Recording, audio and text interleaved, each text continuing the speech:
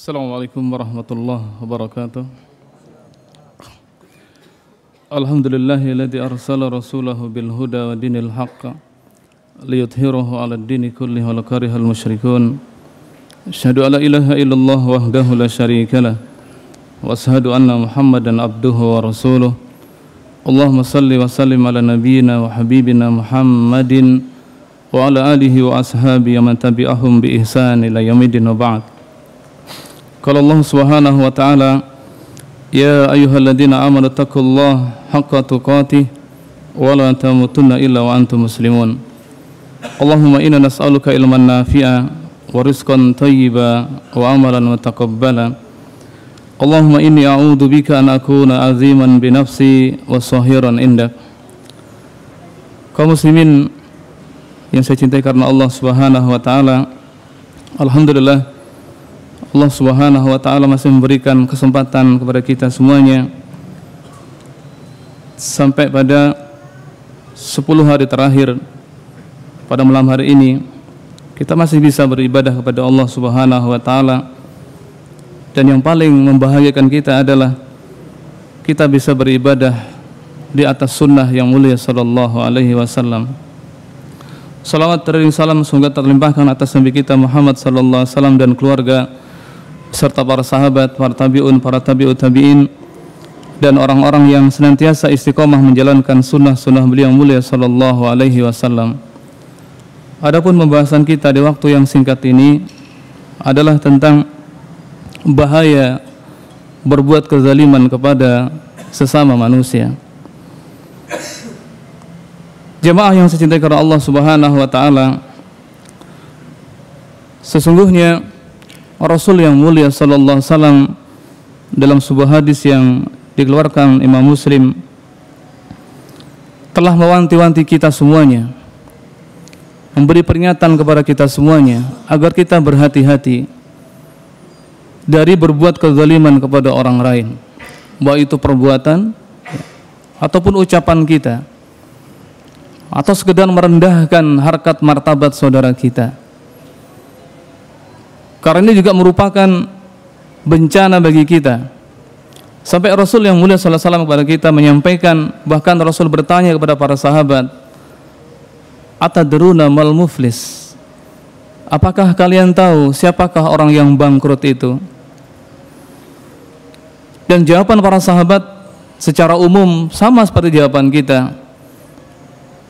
Al muflisu fina man la dirham lahu wala mata'. Orang yang bangkrut itu adalah orang yang tidak memiliki harta lagi, tidak memiliki uang lagi. Ini secara umum, maka Rasulullah tidak menyangkalnya.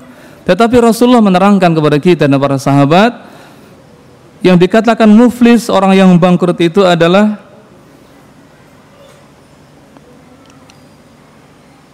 innal muflisa min ummati ya'ti yaumal qiyamah bi sholatin wa siyamin wa zakatin. Sesungguhnya orang yang termasuk orang yang bangkrut di kalangan umatku itu adalah orang yang nanti pada hari kiamat dia membawa pahala sholatnya, membawa pahala puasanya, juga membawa pahala daripada zakatnya.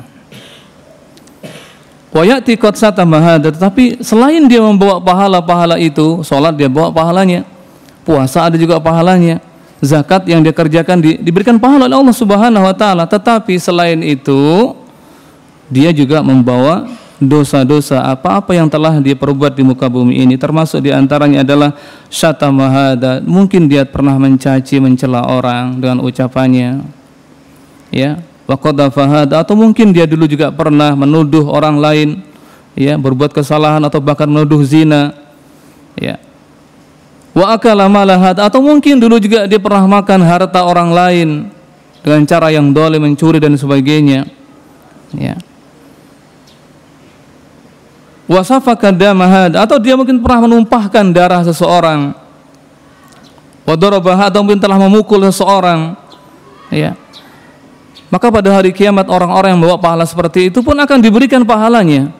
Tetapi orang-orang yang dia dolimi, ya, justru mereka adalah orang-orang yang beruntung, karena pahala-pahala orang yang mendolimi akan diambil, kebaikan-kebaikannya diberikan kepada orang yang dolimi, diambil dari puasanya, diambil dari sholatnya dulu, sholatnya habis diambil dari puasanya, diambil dari zakatnya, diberikan kepada orang-orang yang pernah dizalimi. Kalau sampai ternyata kebaikan-kebaikannya sudah habis semuanya, padahal dia masih punya kedoliman kepada saudaranya, justru sebaliknya, keburukan orang-orang yang dia zalimi itu akan diberikan kepadanya. Waliyadzubillah. Ini yang kita takutkan.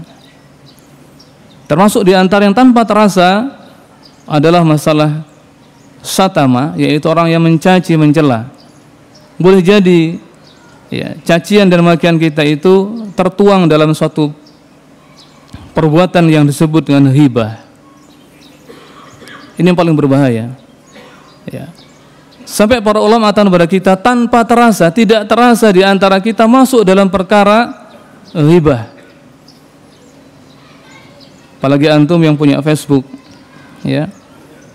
Maka semoga Allah menjaga kita semuanya untuk tidak ikut terlibat dalam masalah hibah di media sosial ataupun hibah di dunia maya.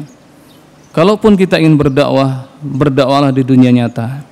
Masih banyak peluang bagi kita untuk berdakwah kepada saudara-saudara kita. Tempatnya bukan di dunia maya.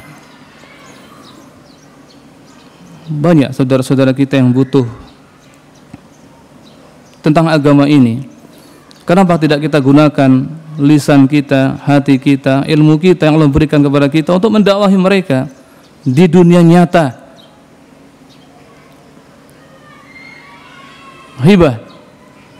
Para ulama sepakat tentang masalah hibah ini adalah termasuk minal muharramat, termasuk perbuatan haram, perbuatan yang diharamkan.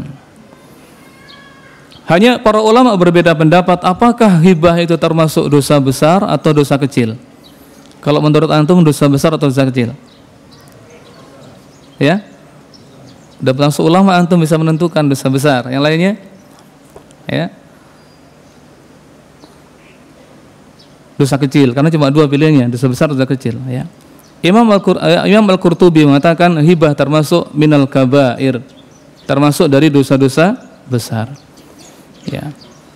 Al-Hafidz Ibnu Hajar Al-Asqalani mengatakan minas sahair, termasuk dari perbuatan dosa kecil. Tapi apapun yang dipersisikan oleh para ulama kita terima semuanya. Yang jelas hibah termasuk daripada perkara-perkara yang diharamkan oleh Allah Subhanahu wa taala. Yang kita tahu hibah itu adalah dzikruka akhaka bima yakrah. Kita menyebutkan sesuatu yang dibenci oleh saudara kita. Dan antum ketahui bahwa sungguhnya masalah hibah ini, ya, yang jadi contoh teladannya adalah Rasulullah bersama keluarga. Tatkala suatu ketika Aisyah radhiyallahu anha, istri baginda Rasul yang mulia sallallahu alaihi wasallam, menyebutkan salah satu daripada istri Rasulullah yaitu Sofia. Ya Rasulullah, Sofia itu pendek sekali. Memang Sofia tubuhnya pendek. Tapi apa kata Rasulullah? Wahai Aisyah, andaikan perkataanmu itu dicampur dengan air laut, tentu akan mencemari air laut. Bangkai saja, ya, bangkainya air laut itu termasuk ikannya, semuanya kan halal, semuanya suci. Perkataanmu itu Aisyah jika dicampur dengan air laut akan merusaknya, akan mencemarinya.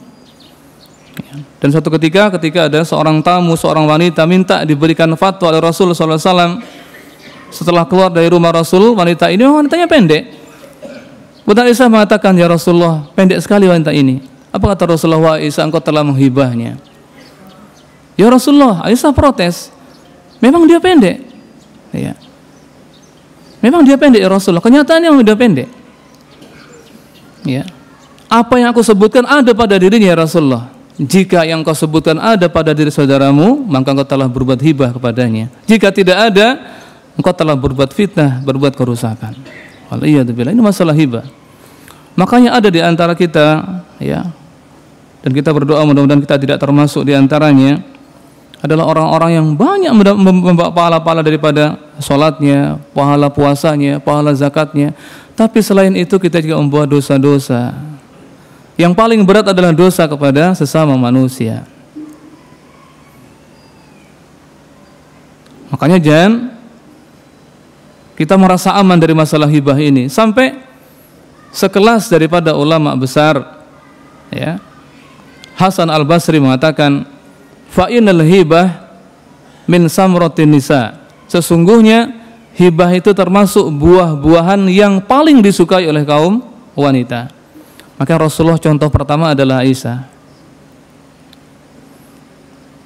Dan tanggung jawab kita kepada keluarga kita, supaya Allah sampaikan kepada kita, ya ayyuhalladzina amanu qu anfusakum wa ahlikum nara. Menjaga diri kita dari panasnya api neraka. Juga kita harus menjaga diri kita dari keluarga kita, anak-anak kita, istri kita, terutama dari masalah hibah ini. Maka kalau bisa antum tahanlah lisan-lisan antum, tangan-tangan antum untuk di media sosial. Jangan pernah ikut campur urusan-urusan saudara kita di media sosial, di Facebook dan sebagainya. Kalau antum ingin berdakwah, berdakwahlah di dunia nyata. Allah berikan kepada kita kesempatan seluas-luasnya dan bumi seluas-luasnya. Ya. Kalau untuk mengislah, kemudian untuk memperbaikinya, saya kira dari 100 ya, islah yang kita berikan di media sosial, semuanya banyak ditolak oleh mereka. Ya. Maka hati-hati menggunakan lisan kita dalam masalah ini, dalam masalah menjaga lisan kita agar tidak terjatuh dalam masalah hibah. Karena tidak semua di antara kita merasa kalau hari ini kita termasuk dalam perkara-perkara hibah ini. Ya.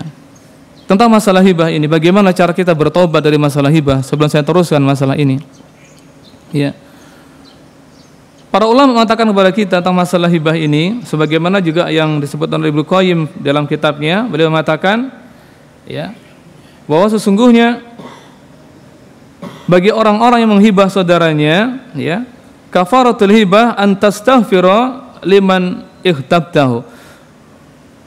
Cara kita bertobat daripada dosa hibah ini adalah dengan memintakan ampun, memintakan maaf saudara-saudara kita atas dosa-dosanya kepada Allah Subhanahu wa taala. Dan ini berat, bukan mudah. Karena kalau kita menghibah saudara kita, berarti ada kebencian dalam diri kita. Ada kebencian, ada kedengkian dalam diri kita sehingga kita bisa menghibah saudara kita. Apakah dengan mudahnya kita merubah kebencian kemudian menjadi cinta, kasih kepada saudara kita? Karena orang yang mendoakan pasti harus dibutuhkan kecintaan dan kasih sayang dalam hatinya. Tidak semudah itu. Maka berat sekali masalah hibah ini. Tobatnya juga berat. Memang mudah, cuma kita memintakan ampun kepada saudara kita yang kita hibah. Ya. Kalau antum sudah terlanjur menulis di media sosial, antum minta maaf pada saudara, mau enggak? Enggak mau di antara kita, berat. Karena apa? Awalnya kita hibah saudara kita, ada kebencian dalam diri kita, dalam hati kita. Enggak ada kasih sayang. Padahal doa itu diantara kita mau mendoakan saudara kita kalau ada kecintaan dalam diri kita kepada saudara kita. Kalau enggak mungkin. Ya. Maka beliau mengatakan cukup bagi kita untuk memintakan maaf saudara kita atas kesalahan-kesalahannya dengan sebuah doa, Allahumma maghfir lana walahu. Ya Allah, ampunilah dosaku dan ampunilah dosa saudaraku yang aku hibah. Walaupun Imam Abdul Hakim mengatakan bahwa di dalam sanad ini ada, ya, didoifkan oleh beliau. Tetapi yang jelas bahwa bertobat daripada masalah hibah ini, hal yakfi fit taubah minal hibah al istighfar lil muhtab. Apakah cukup bagi kita ketika kita sudah melepaskan hibah kita kepada saudara kita, kemudian hanya memintakan maaf pada saudara kita, amla buddha min i'lamihi wa tahlilihi? Apakah juga tidak disyaratkan yang kedua, yaitu meminta maaf, ya, langsung kemudian minta dihalalkan oleh saudara kita? Jadi kalau kita menghibah, apakah cukup kita hanya mintakan ampun, ya Allah, Allahumma maghfir lana walahu, atau Allahumma maghfir li walahu, ya Allah ampunilah dosaku dan ampunilah dosa saudaraku? Apakah cukup itu? Apakah kita harus meminta maaf langsung kepada saudara kita dengan menyebutkan hibah-hibah yang pernah kita ucapkan kepada saudara kita? Pilih mana antum kira-kira? Ya? Pilih mana? Wassohih, yang benar adalah annahu la yahtaju ila i'lamihi. Yang benar kita tidak perlu untuk menyampaikan bahwa aku telah menghibahmu begini dan begitu. Ya. Karena pasti akan menimbulkan permusuhan baru dari saudara kita. Ya. Coba antum kemudian ada datang kepadamu, wahai saudaraku, maafkanlah perbuatanku, maafkanlah kesalahanku. Iya, aku maafkan. Ya. Apakah engkau tahu kira-kira dosa apa yang aku perbuat atasmu sehingga engkau mau memaafkanku? Kita sebutkan, aku telah menghibahmu di sini, ya, aku menghibahmu di sini. Kira-kira marah enggak saudara kita? Tambah marah, ya, tambah marah. Tetapi para ulama mengatakan, ada di antara para ulama yang mensyaratkan permintaan maaf kepada saudara kita atas hibah itu disamakan dengan hak masalah harta.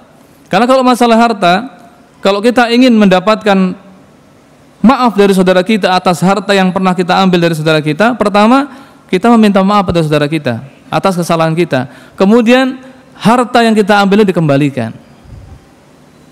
Tapi kalau hibah, para ulama mengatakan cukup bagimu meminta maaf ya dengan memintakan ampun atas dosa saudaramu, kemudian engkau perbaiki namanya di mana engkau menghibahnya.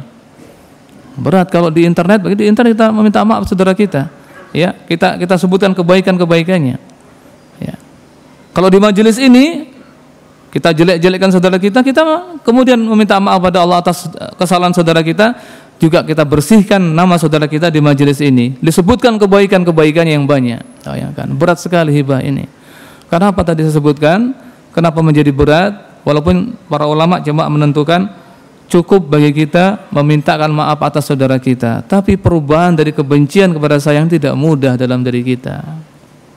Maka hati-hati dalam masalah hibah ini.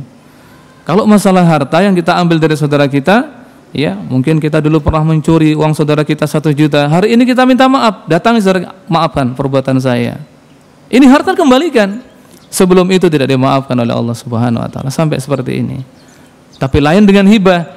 Kalau hibah kemudian kita datang, kita minta maaf, kita sebutkan kesalahan-kesalahan kita, hibah yang kita sampaikan kepada kita, tentu permintaan maaf itu akan ditolak, bahkan menjadi permusuhan semakin besar. Maka hati-hatilah terhadap masalah hibah ini. Banyak yang bangkrut di antara kita.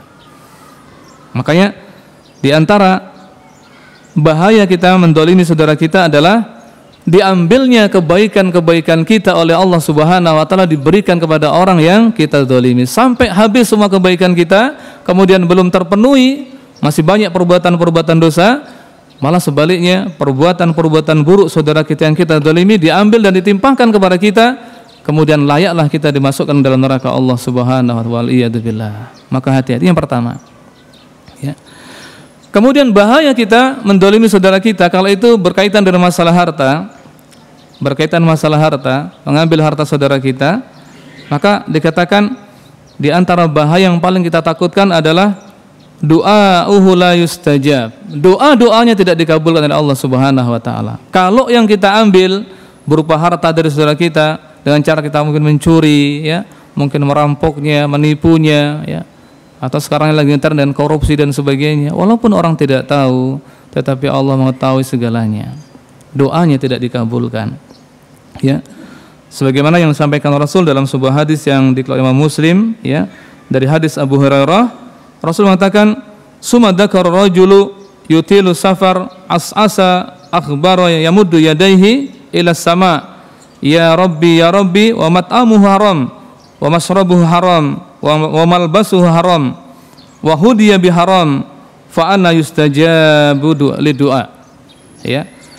Ada seorang laki-laki yang dia dalam keadaan safar, padahal salah satu di antara istijabahnya doa itu adalah ketika dalam keadaan safar, dalam keadaan berjalan jauh, sedang bepergian jauh. Saat itulah di antara saat-saat dikabulkannya doa.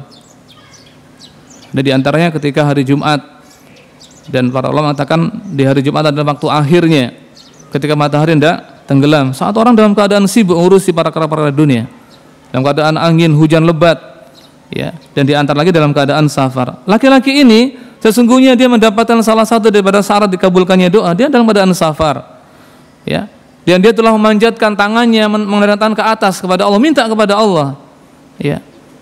Kata Rasulullah, bagaimana akan dikabulkan doa orang itu?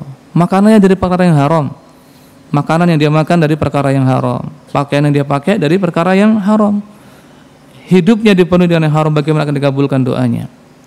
Ini yang paling kita takutkan adalah tatkala doa-doa kita tidak dikabulkan oleh Allah Subhanahu Wa Taala. Apa sebabnya? Karena kita mendolimi saudara kita dengan mengambil hartanya. Ya. Makanya tatkala kita mengambil harta saudara kita minta maaf, langsung datangi rumah saudara kita, kembalikan harta yang kita ambil. Berat atau ringan? Berat lagi asalnya. Ya. Kalau tidak akan datangkan pada hari kiamat, kita dihadapkan dan orang kita dolimi dan orang kita dolimi di hadapan Allah Subhanahu Wa Taala.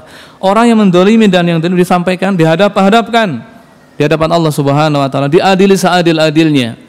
sampai kambing yang bertanduk akan diadili ya dengan kambing yang tidak bertanduk. Karena kalau ada kambing, 2 ekor kambing, yang satu bertanduk, satu tidak bertanduk, mana yang menang kalau dia bergulat? Yang punya tanduk akan diadili seadil-adilnya. Maka tidak ada seorang pun di antara kita yang lepas dari pengawasan Allah Subhanahu wa taala. Jadi kalau masalah hibah, cukup bagi kita cara bertobatnya memintakan maaf atas dosa-dosa saudara kita, kemudian memperbaiki citra baik namanya di mana kita menghibahnya. Kalau masalah harta, kita meminta maaf langsung pada saudara kita, kemudian mengembalikan apa yang kita ambil dari tangan saudara kita. Berat semuanya ini. Dan siapapun di antara kita mungkin pernah melakukan di antara ini. Ya. Bahaya pertama tadi apa? Kalau kita mendolimi saudara kita, yang pertama, supaya enggak lupa, kebaikan-kebaikan kita akan diberikan kepada saudara yang kita dolimi. Andaikan habis kebaikan kita, ya, belum selesai keburukan-keburukan kita, justru keburukan saudara yang kita dolimi ditimpakan kepada kita. Ya. Yang kedua, kalau kita makan dari perkara yang haram, apa bahayanya? Doanya tidak dikabulkan. Insya Allah. Kalau doa tidak dikabulkan, apalagi yang kita harapkan dari Allah Subhanahu wa taala. Ya. Yang ketiga, ya. In kana min suhtin aw riswatin, ya. Kalau harta yang kita ambil itu mungkin karena kita mungkin menipu atau mencuri atau mungkin karena riswah, nyogok, ya. Maka ada beberapa bahaya yang akan kita terima. Ini contohnya kita saja, hanya contoh saja. Semoga kita tidak termasuk dalam perkara ini. Kalau kita ternyata menipu harta saudara kita atau kita riswah, ya, menyogok, ya, agar urusan kita lancar, kita sogok, maka kita akan mendapatkan beberapa bahaya. Di antaranya adalah, ya, uhida min hasanatihi yaumal qiyamah.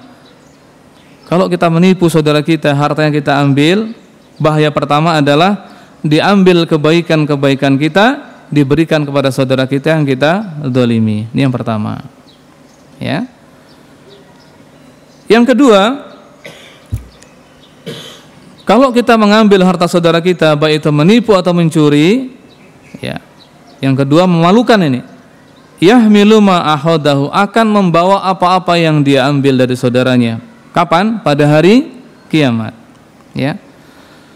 Qala sallallahu alaihi wasallam, Rasulullah sallallahu alaihi wasallam bersabda dalam sebuah hadis yang dikeluarkan Imam Bukhari dari hadis Humaid As-Sa'idi, beliau mengatakan, walladzi nafsi biyadihi la ya'ti bi syai'in illa jaa'a bihi.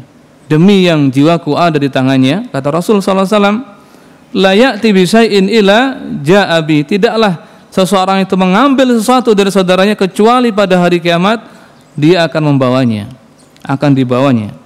Ya, yaumal qiyamah yahmiluhu ala raqabahi, ala raqabatihi, dipanggulnya, dipikulnya. In kana ba'iran lahu ruhaun, kalau yang diambil itu berupa mungkin anak unta ataupun unta, dia akan bersuara, suaranya unta. Kalau kita mengambil mungkin unta saudara kita dengan cara mencuri atau menipunya, pada hari kiamat didatangkan kita bersama unta yang kita ambil, panggul dalam pundak kita, dan unta itu bersuara, suaranya unta. Siapa yang bisa menirukan suara unta di antara antum? Ya kan? Kalau yang diambil itu merupakan bakor atau lembu, maka akan bersuara lembu itu. Kita panggul, kemudian lembu itu bersuara. Sangat memalukan sekali di hadapan Allah Subhanahu wa taala. Kalau yang diambil ternyata adalah seekor kambing, maka kambing itu akan bersuara dengan suara kambing. Antum hafal suara kambing semuanya. Kalau mobil yang kita curi, rumah yang kita curi, tanah yang kita curi, bagaimana lagi? Luar biasa. Ini bahayanya. Ya. Dan ini di hadapan Allah Subhanahu wa taala. Yang kita tidak pernah bisa akan menghindar dari ini semuanya apabila kita mendolimi saudara kita dengan mengambil harta mereka. Ya. Kemudian di antara bahaya ketiga, kalau kita mengambil harta saudara kita, ya, Qala Rasul sallallahu alaihi wasallam bersabda, fa innal hulula 'arun ala ahlihi yaumal qiyamah. Orang yang menipu, mengambil harta saudaranya itu, dia mendapatkan aib, ya, aib yang luar biasa besarnya pada hari kiamat insya Allah Subhanahu wa taala. Bayangkan sudah membawa apa yang dia curi, bersuara lagi binatang itu, ya. Sangat memalukan sekali. Maka berhati-hatilah terhadap harta yang dimiliki saudara kita. Jangan sampai harta mereka jatuh kepada kita kecuali dengan cara yang dihalalkan. Ya. Diberikan kepada kita atau diinfakkan atau dihibahkan atau kita menjadi pekerja, ya. Kemudian kita mendapatkan upah dari itu. Selain itu, maka jangan pernah kita berharap harta saudara kita jatuh kepada kita. Ya. Termasuk bahaya yang keempat sebagaimana Rasulullah sampaikan kepada kita, ya. Man faraqar ruh, ya, man faraqar ruhul jasada wa huwa, ya, bari'un min salasin dakhalal jannah. Dalam sebuah hadis yang dikeluarkan oleh Imam Ahmad dan As-Sauban dan Ibnu Majah, Rasulullah mengatakan, barang siapa yang ruhnya meninggalkan jasadnya, artinya tewas dia, mati, ya, orang yang mati, ya, tetapi dia terbebas dari 3 perkara ini, maka dia akan masuk surga, kata Rasulullah SAW dalam sebuah hadis yang dikeluarkan oleh Ibnu Majah dan Imam Ahmad dan As-Saubani tadi. Ya, pertama, terbebas dari al-kibar, yaitu apa al-kibar? Sombong, batarul haq wa hamtun nas, ya, tidak mau menerima kebenaran dan selalu menghinakan, merendahkan orang lain. Wadain, yang kedua, terbebas dari hutang. Ada masih punya hutang, ya, kalau hutang antum nggak bisa membayarnya, antum lapor kepada amil, karena gharim termasuk orang yang berhak untuk mendapatkan itu. Nanti datang semua ke amil, saya punya hutang 10 juta dan habis semua, ya. Tentu hutang-hutang yang antum tidak mampu membayarnya dan itu antum gunakan di jalan Allah Subhanahu wa taala. Tidak semua hutang, ya. Walaupun setiap orang yang bertanya wajib untuk dijawab, setiap orang yang meminta wajib untuk diberi, tapi dalam masalah hutang ini, ya, kita nggak jujur kadang-kadang, ya kan. Kita mampu bilang tidak mampu.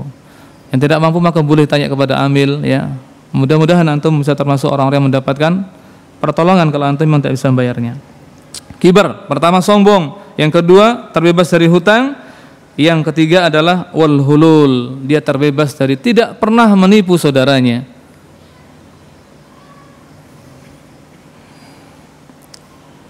Kita ulang, bahaya yang ketiga apa tadi?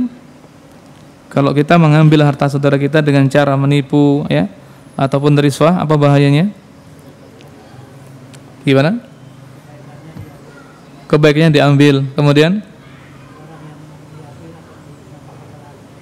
barang yang diambil akan ditampakkan pada hari kiamat, dipikul di pundaknya dan akan bersuara. Bayangkan bersuara, bayangkan. Ya. Kalau tanah gimana?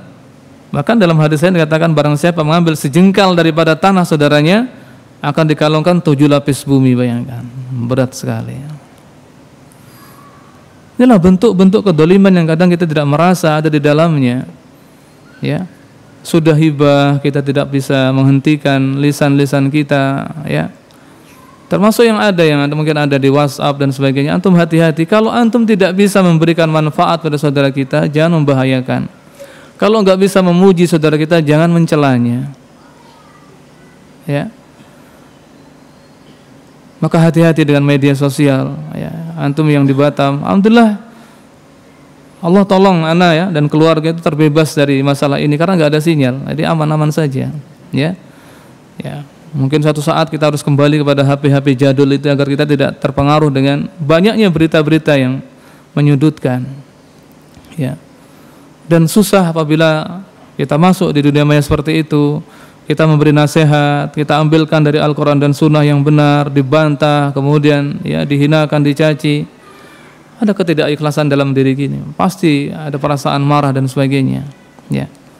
Maka lebih utama antum menahan lisan-lisan kita dan tangan kita. Karena hari ini kita sedang masuk dalam madrasah Ramadan, madrasah Ramadan hari ini kita masuk. 1 bulan kita berada di bulan Ramadan ini, kita praktekkan 11 bulan yang akan datang. Ya. Kita ulang dari pertama, bahaya kita mendolimi saudara kita. Apa yang pertama tadi, dari awal, dari hadis yang Rasul sampaikan, tahukah kalian siapa orang-orang yang bangkrut? Ya. Apa tadi yang pertama kita sampaikan?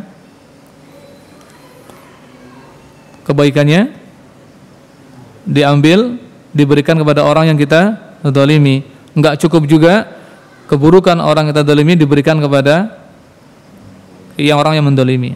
Itu yang pertama. Yang kedua, doanya tidak dikabulkan. Yang ketiga, lupa lagi ya. Yang ketiga, antum masih bayangkan tarawih 3 juz masalahnya ya. Tidak perlu antum merasa berat dalam perkara ini karena ada tahfifus syar'i, ada syar'i yang syariat yang dimudahkan, diringankan. Enggak mampu berdiri sambil duduk, ya kan? Sudah. Kalau bisa tahun depan dibuat per 10 hari itu khatam satu Al-Qur'an 30 juz itu ya. Kalau enggak mampu sambil duduk silakan, ya. Enggak mampu enggak datang enggak masalah bagi antum, itu yang salah ya. Selesai. Jangan merasa berat ya. Karena dikatakan man kana aksaru fi'lan kana aksaru fadlan. Barang siapa yang banyak perbuatannya tentu banyak pahalanya. Yang tua-tua biarkan dia duduk, enggak masalah duduk. Enggak mampu juga duduk saja, masalah. Paling enggak dia sudah mendengarkan. Yang muda-muda lagi semangat biarkan ya. Ya. Silahkan 3 juz enggak masalah, insyaallah ya. Ini kebaikan bagi kita di akhir bulan Ramadan. Toh juga kalaupun kita paksakan juga kan enggak sampai 5 hari insyaallah. Enggak sampai 5 hari. Kita sudah masuk malam yang ke-20. Paling 3 hari lagi paling polnya itu. Udahlah selesaikan insyaallah ya. Pelajaran bagi kita semuanya ya. Yang tua-tua juga harus ya berlapang dada, biarlah yang muda-muda yang semangat. Ya mungkin datang saja di sini sambil duduk bersila ya. Ya. Ikut sholat ya. Enggak masalah insyaallah. Ya. Karena belum tentu Ramadan tahun depan kita juga bisa mendapati dan menjumpai bulan Ramadan seperti ini ya. Yang ketiga tadi,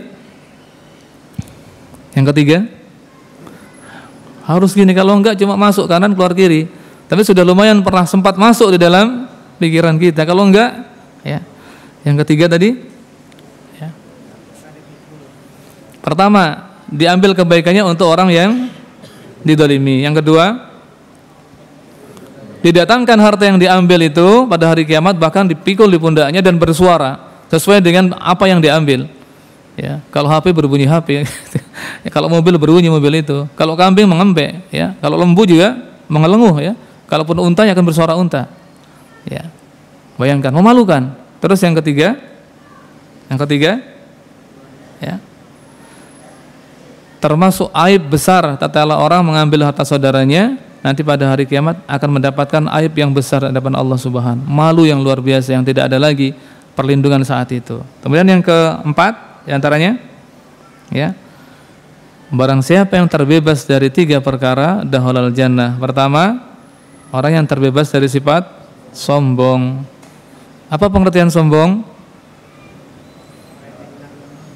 Menolak kebenaran, kemudian merendahkan orang lain.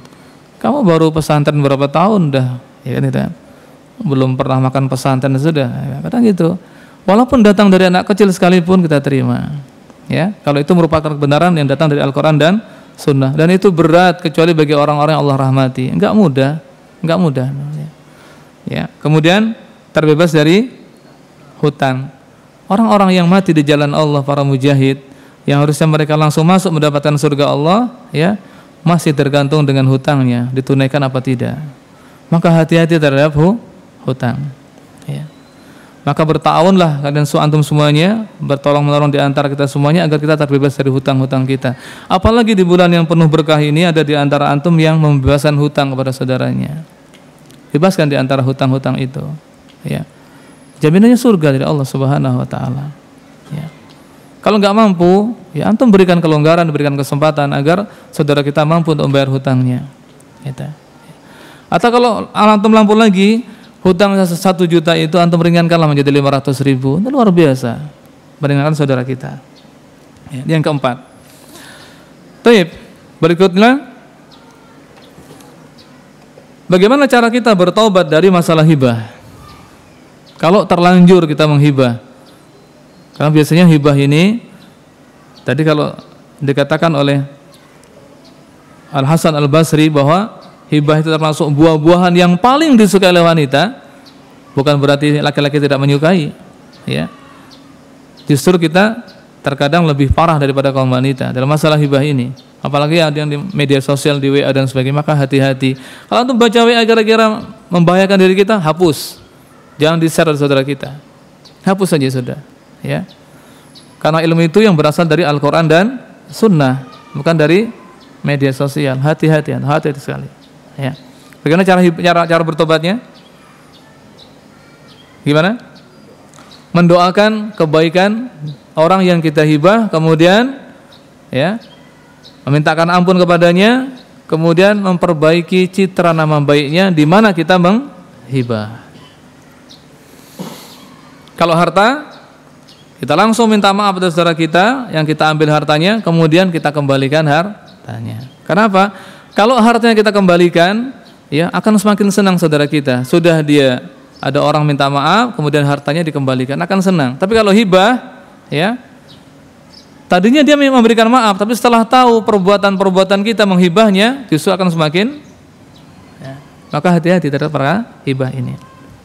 Ya. Suatu ketika masih Al-Hasan Al-Basri, ya, pernah dihibah seseorang, dicaci, dimaki, seorang ulama besar. Kemudian dia mendatangi orang yang menghibahnya. Kemudian dengan segantang kurma segar dia berikan kepada orang yang menghibah. Ya, wahai saudaraku, terimalah hadiah ini dariku. Atas kebaikan-kebaikanmu memberikan kebaikan kepada diriku. Kebaikan apa wahai imam? Bukankah engkau telah menghibahku dan aku belum bisa memberikan balasan yang setimpal dengan perbuatanmu? Engkau telah mengirim kebaikan-kebaikanmu untuk diriku, maka terimalah hadiah ini. Sejak saat itu dia mengatakan, aku tidak pernah lagi menghibah orang. Bayangkan. Maka di antara bagaimana cara kita memadamkan orang-orang yang suka menghibah, didatangi, diberikan hadiah. Itulah Rasulullah mengatakan, salinglah kalian memberikan hadiah karena akan saling tumbuh kecintaan di antara kalian. Berikan hadiah. Ya. Mungkin bawakan kurma atau sesuatu yang dibutuhkan saudara kita. Karena orang-orang yang hasad itu akan padam rasa hasadnya ketika diberikan hadiah. Ini cara kita memadamkan rasa hasad di hati saudara kita dan memberikan hadiah. Ya. Kalau antum ada hasad pada anak-anak, berikan cumi-cumi nanti dari pulau, ikan-ikan segar, ya. Agar antum nggak ada hasad lagi. Ya. Berikan hadiah kepada saudara kita. Ya. Kiranya ini yang dapat saya sampaikan di kesempatan kali ini. Bahaya kita mendolimi saudara kita, ya. Tidak bisa seluruhnya, ya. Tapi mudah-mudahan ma la yudraku kulluhu la yutraku kulluh, apa-apa yang tidak bisa kita kerjakan seluruhnya tentu tidak harus kita tinggalkan, ya, semuanya. Mudah-mudahan bermanfaat dan kita tutup dengan doa kafaratul majlis. Subhanakallahumma rabbana hamdika asyhadu an la ilaha illa anta astaghfiruka wa atubu ilaik. Assalamualaikum warahmatullahi wabarakatuh.